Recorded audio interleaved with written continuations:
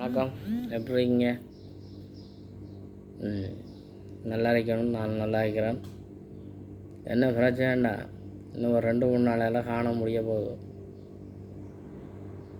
பொட்டி கட்டினவங்க ஊருக்கு போய் சேருங்க. பொட்டி கட்டாதவங்களுக்கு பெரிய பெரிய சிக்கல்கள் வரும். குறிப்பாக இந்த போயிலாண்ட அடம் பிடிச்சி திரிக்கிறாக்களை யாராக இருந்தாலும் இந்த இடத்துல இருக்கிறாங்கன்னு சொல்லி கொடுத்தா உடனே அடுத்த நிமிஷம் உங்களுக்கு அங்கே ஒரு இதுவும் இல்லை. 2வது அக்கமல்ல அவங்களுக்கு பில்டிங்கே கொடுக்க முடியான்ற சட்டமெல்லாம் பாரத்துக்கு இருக்குது. கொடுத்து அவங்களோட தொழிலுக்கும் ஆப்பு தான். ஏதோ முடிஞ்ச அளவுக்கு விழிப்புணர்வு படுத்தியிருக்கிறோம். நம்மளால் தான் செய்ய முடியும். பயன்படுத்துகிறவரோ பயன்படுத்தி கொள்ளுங்க.